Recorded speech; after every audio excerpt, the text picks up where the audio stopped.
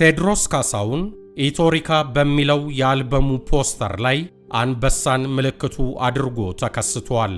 አብይ አህመድ ደግሞ ስልጣኑን በተረከበ በማግስቱ ሁለት ጣዖሶችን ወይም ፒኮኮችን በሚኒሊክ ቤተ መንግሥት በራፍ ላይ አቁሟል። አብይ አህመድ ደግሞ የራሱን አሻራ በጣዖሱ ወይም በፒኮኩ በኩል ማሳየት ፈልጓል። ይሁንና ሁለቱም በአንድ ነገር ይመሳሰላሉ። ራሳቸውን እንደ አንድ ተራ ግለሰብ አይመለከቱም። ቴዎድሮስ ካሳሁን በቀጥታ ንጉሥ ነኝ የምትል ቃል ካንደበቱ ሳያወጣ በአጃቢዎቹ በኩል አይነኬ የሚያቃጥል ታቦት ተደርጎ የንግሥና አክሊል ተጭኖበታል። አብይ አህመድ ደግሞ በተቃራኒው ንግሥናን እናቴ በ7 ዓመቴ ነው ያሸከመችኝ ብሎ በአደባባይ እያወጀ አክሊሉም በራሱ ላይ የደፋ ሰው ነው። እነሆ በዛሬው መሰናዷችን የነዚህን ሁለት ግለሰቦች ማንነት በአንበሳና በፒኮክ የንጽጽር ወግ በጥልቀት እንዳስሳለንና አብራችሁ ቆዩ። ለስልጣንና ለዝና ከፍተኛ ግምት የሚሰጡ ግለሰቦች ራሳቸውን ከግለሰብነት አውጥተው በንግስና መነጽር የሚመለከቱ ሰዎችና በኢምፓየር መሪነት ራሳቸውን የሚያስቀምጡ ግለሰቦች ይመጥኑናል የሚሏቸውን እንስሳት የስብዕናቸው መለዮ አድርገው ይመርጣሉ። አንዱ አንበሳ ይመርጣል፣ ሌላው ደግሞ ጣዖስ ወይም ፒኮክ።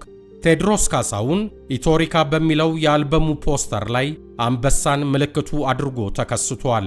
አብይ አህመድ ደግሞ ስልጣኑን በተረከበ በማግስቱ ሁለት ጣዖሶችን ወይም ፒኮኮችን በሚኒሊክ ቤተ መንግሥት በራፍ ላይ አቁሟል። መንግስቱ ኃይለማርያምም ሆነ መለስ ዜናዊ በሚኒሊክ ቤተ መንግሥት ላይ ምንም አይነት የአሻራ ለውጥ አላደረጉም። አብይ ራሱን በአንበሳው በኩል ብቻ ከማየት አልፎ የራሱን አሻራ በጣዖሱ ወይም በፒኮኩ በኩል ማሳየት ፈልጓል። ይሁንና ሁለቱም በአንድ ነገር ይመሳሰላሉ። ራሳቸውን እንደ ተራ ግለሰብ አይመለከቱም። ቴዎድሮስ ካሳሁን በቀጥታ ንጉሥ ነኝ የምትል ቃል ካንደበቱ ሳያወጣ በአጃቢዎቹ በኩል አይነኬ የሚያቃጥል ታቦት ተደርጎ የንግሥና አክሊል ተጭኖበታል። በፓርቲ ፖለቲካ ውስጥ ተሳትፎ የሌለው ስውር ንጉሥ ሆኖ ይተውናል። አብይ አህመድ ደግሞ በተቃራኒው ንግሥናን እናቴ በ7 ዓመቴ ነው ያሸከመችኝ ብሎ በአደባባይ እያወጀ አክሊሉን በራሱ ላይ የደፋ ሰው ነው። በእርግጥ ይህ ጉዳይ የቴዎድሮስ ካሳሁንና የአብይ አህመድ ጉዳይ ብቻ አይደለም። እያንዳንዱ ኢትዮጵያዊ ስነ ልቦናዊ ውቅር ውስጥ የተቀበረ ያልተፈታ እንቆቅልሽ ይመስላል። በአንድ ወቅት ፕሮፌሰር መስፍን ወልደ ማርያም ኢትዮጵያውያን ዘውዳችንን በኪሳችን ይዘን የምንዞር ሰዎች ነን ብለው ነበር። ይህ የፕሮፌሰር መስፍን አባባል በዘውድና በንግስና የስነ ልቦና ቀውስ የምንዳክር መሆናችንን ቁልጭ አድርጎ የሚያሳይ ነው። በውኑ ኢትዮጵያዊነት ምንድነው? በዚህ ገለባ ጽሑፍ ኢትዮጵያዊነት ምንድነው ለሚለው ውስብስብ ጉዳይ መልስ ለመስጠት አልደፍርም፣ አቅሙም የለኝም። ነገር ግን ጥያቄውን ያነሳሁት ቴዎድሮስ ካሳሁንም ሆነ አብይ አህመድ ኢትዮጵያ ወይም ኢትዮጵያዊነት የሚል ጥሩር ለብሰው የፍልሚያው ፊት አውራሪ በመሆናቸው ነው። ሁለቱም ኢትዮጵያዊነትን ከራሳቸው አብልጠው የሚወዱ መሆናቸውን በአንደበታቸውና በሥራዎቻቸው ለማሳየት ይሞክራሉ። የሚገርመው በኢትዮጵያዊነት ትርክት የተለየ አመለካከት ያላቸው እነዚህ የትውልዴ ጎልማሶች የተወለዱት በአንድ ወር ልዩነት መሆኑ ነው። ቴዎድሮስ ካሳሁን የሐምሌ፣ አብይ አህመድ ደግሞ የነሐሴ ውልድ ናቸው። ቴዎድሮስ የሐምሌ ወር በገባ በመጀመሪያው ሳምንት ከቀኑም በ7ኛው ቀን በ1968 ዓመተ ምህረት አብይ ደግሞ የነሐሴ ወር በገባ በሁለተኛው ሳምንት መጀመሪያ ከቀኑም በ9ኛው ቀን በ1968 ዓመተ ምህረት ኢትዮጵያውያን ሆነው ተወለዱ። ቴዎድሮስ ከአዲስ አበባ፣ አብይ ከጅማ። ቴዎድሮስ ከሰባተኛ፣ አብይ ከበሻሻ።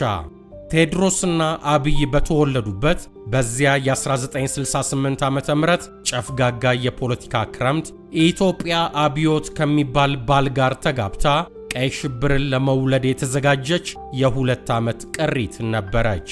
በባለ አንበሳ መለዮ የሚታወቀው ዘውዳዊው ኢትዮጵያዊነት ወደ መቃብር ተሸኝቷል። አብዮት ለኢትዮጵያ ማዕፀን የሚስማማ ዘር አልነበረም። በ1969 ዓ.ም ዘሩ በማዕፀኗ ውስጥ ጨንግፎ ኢትዮጵያን የቀይ ሽብር ደም መታት። ይሄ ውርጃ ሲከናወን ቴዎድሮስና አብይ የእናቶቻቸውን ጡት ከመጥባት ውጪ የሚያውቁት አንዳችም ነገር አልነበረም። እንኳን ምናባዊቷን ኢትዮጵያን ቀርቶ ለሕይወታቸው መቀጠል ትልቁን ሚና የሚጫወቱት እናቶቻቸው እነማን እንደነበሩ የሚያውቁበት ኃይልም ስልጣንም አልነበራቸውም። ነገር ግን እናቶቻቸው ኢትዮጵያ በቀይ ሽብር ደም ከመመታቷ በፊት የሥርወ መንግሥቱ 60 አንበሶች በአንድ ቀን አዳር ተገድለውባት ስታለቅስ ከኢትዮጵያ ጋር አብረው ያለቅሱ፣ አብረው ይሰቃዩ፣ አብረው ያነቡ ነበር።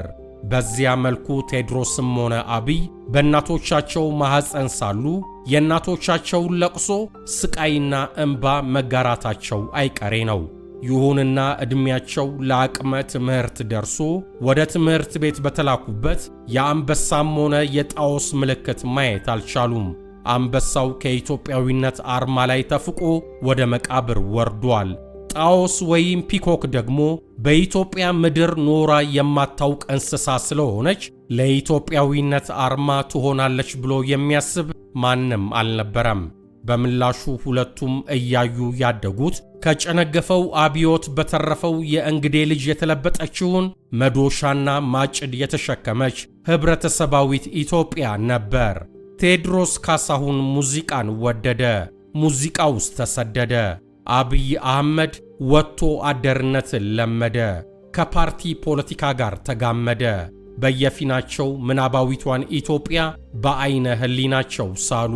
ቴዎድሮስ የኋላው ከሌለ የለም የፊቱ በሚል መር ላይ ቆሞ አንበሳውን ከመቃብር ውስጥ ቆፍሮ በማውጣት ተጠመደ። አብይ ደግሞ መደመር በሚል ቃል ላይ ቆሞ የአንበሶችን ታሪክ ከተቀበረበት ቆፍሮ እያወጣ የሐውልት አንቆጥቋጭነት ጉዞውን ጣዖስ በማቆም ጀመረ።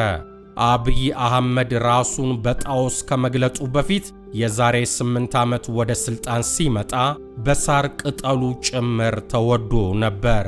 ኢትዮጵያውያን ኋለኛቸውን ከፊተኛቸው ጋር የሚሰፋ መሪ እንደተሰጣቸው ቆጥረው ተደሰቱ፣ ቦረቁ፣ በእልልታና በሆታ አጀቡት። ቴዎድሮስ ካሳሁንም ይሁንታውን ከሰጡት ሰዎች አንዱ ነበር። ነገር ግን የጣዖሷ ከምኒልክ ቤተ መንግሥት ደጃፍ ላይ መቆም ብዙዎችን አስደነገጠ።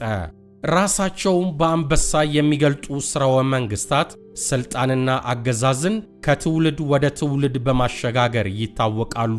በእነዚህ ሥርወ መንግሥታት አንበሳ የጥንካሬ የበላይነትና የገዥነት ምልክት ተደርጎ ይወሰዳል። በአንበሶች ኢምፓየር ውስጥ ተቀባይነት የሚጸናው በጉልበትና በመከላከል ነው።